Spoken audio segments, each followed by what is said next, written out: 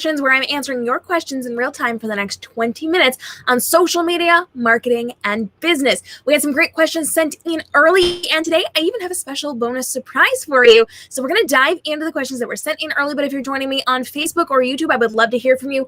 Go ahead and hit me up in the questions and the comments in the chat box, and we'll get as many answered as possible while we are on air today. And then we don't get to, I'll save for next week. All right, let's dive in and let's have a conversation, because this week we have been talking a little bit about TikTok. Now, I've been pretty quiet about this, but if you got my newsletter yesterday, or if you've been kind of watching my Instagram stories, I've been hinting that I have been working on learning TikTok.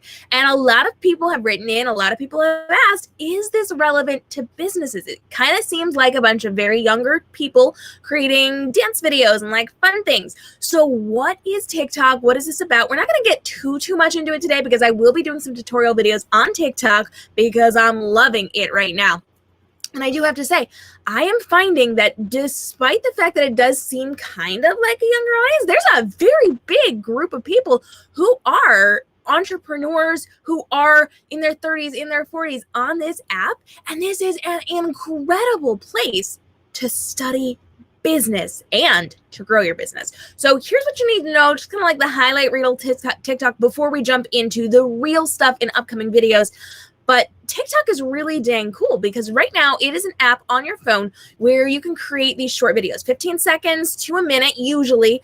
You can actually do less. So it can be like 7 seconds, 8 seconds, and you can communicate a point to a vast group of people in just a couple of seconds. So this is right now an incredible way for us to be studying marketing. I had an email come in this morning. It said, I knew that your newsletter was going to be about TikTok based on the subject line.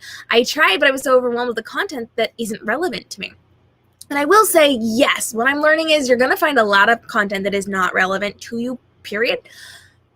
But the algorithm has to learn what you're doing. So when you first jump onto the platform, yeah, you're going to get a lot of weird, obscure things. They're popular things that are on the channel right now, and they're just kind of figuring out what you like. So the more that you interact with them, the more that you search for specific hashtags, which are very similar to what we do over on Instagram, the algorithm will learn what you're doing, and they're going to start to give you more and more relevant content. So you want to make sure you're training your algorithm once you get to TikTok. It does take time. I will say it took me 3 or more hours of actually studying it before I got it. I did not get this platform right away. It was one of those kind of like, oh, I don't think this is for me. I think I've aged out of this. I don't think this is for me, and I don't think this is for my business. But I kept going because I knew it was relevant, because I knew it's getting such good organic reach right now, and I knew I needed to leverage it for my business. I just didn't know how.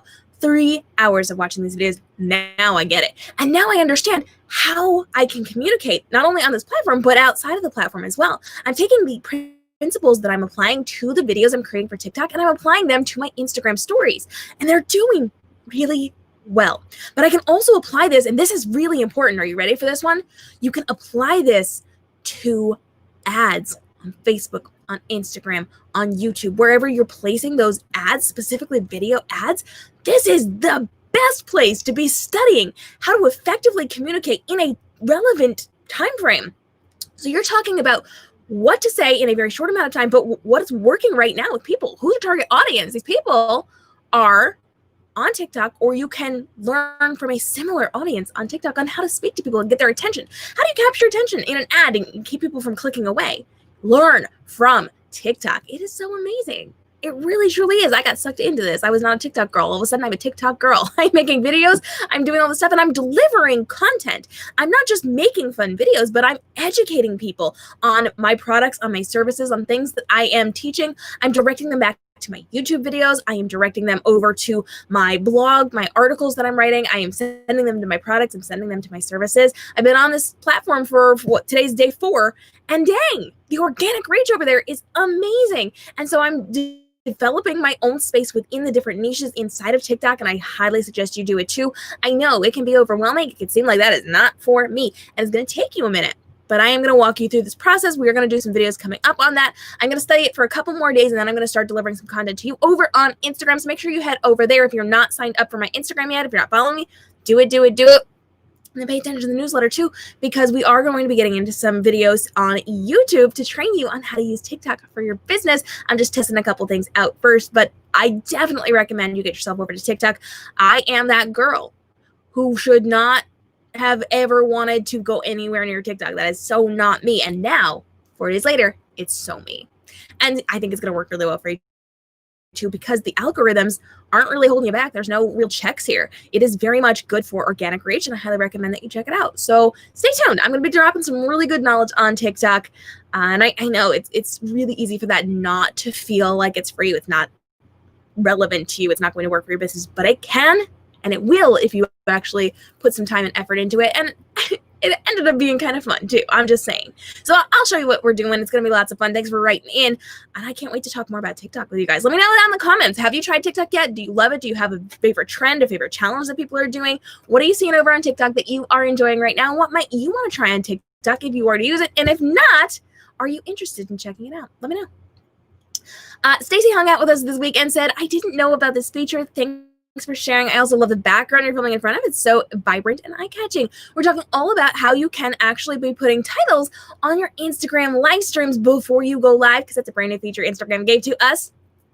And Stacy, thanks so much for hanging out with me this week. I've written most of these books back here, so thank you for loving on my bookshelf and all my fun, fabulous things. I appreciate you being here and hanging out.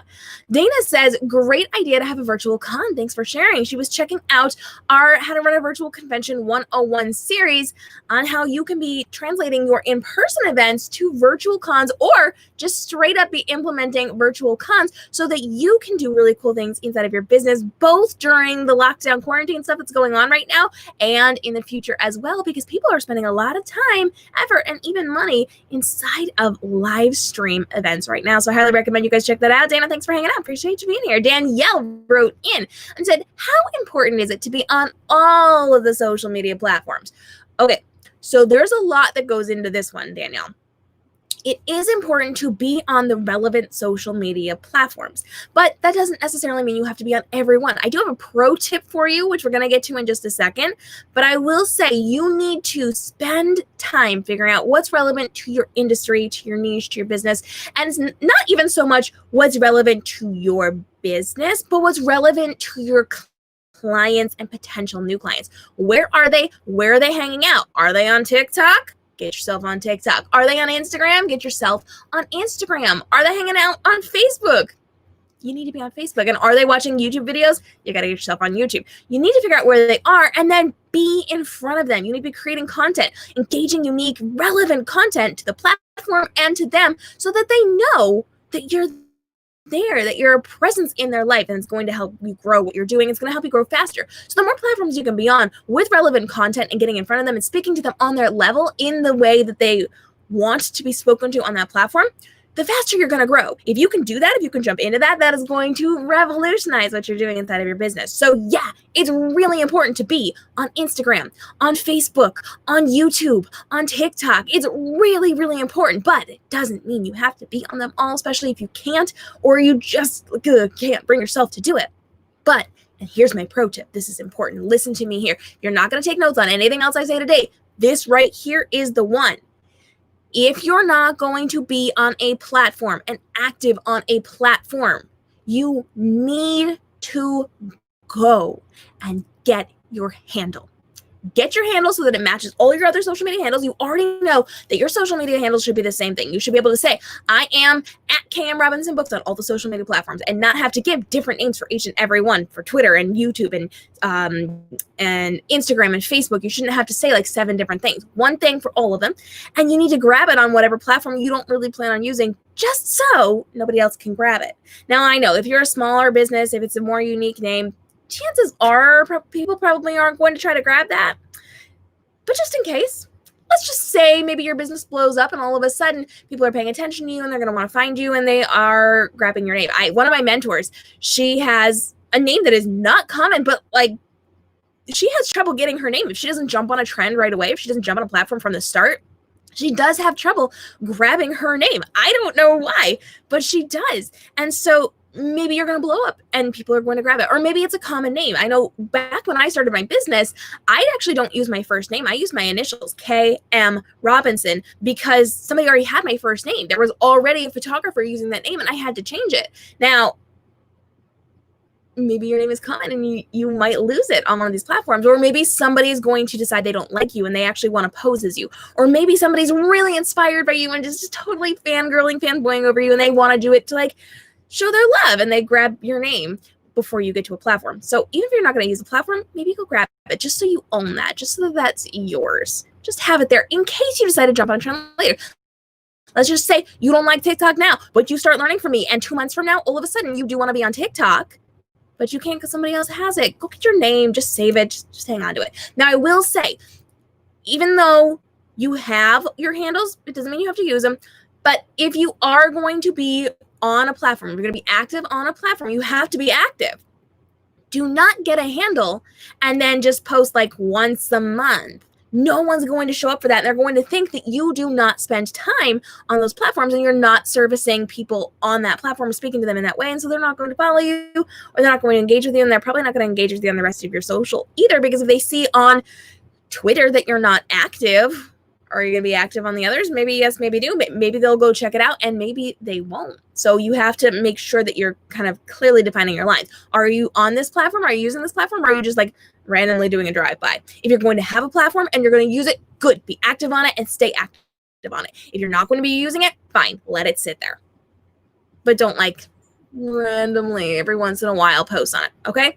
Just keep it relevant and keep it engaging, and then have those handles just in case you need them later on, because sometimes we change our mind and sometimes things come up and sometimes things like happen that you need to be involved with. I know every once in a while something happens on Twitter and all of a sudden we all got to get over to Twitter and we got to hang out on Twitter and do the challenge or do the conversation or do the chat or whatever it happens to be. Have it just in case you need it, but spend your time on the most important one. So if you only have so much time and you only want to invest in one platform, do it, and do it hard and do it good and do it well. It's better to go all in one area than to kind of spread yourself out and just kind of sort of do it once in a while. Make sense? Okay.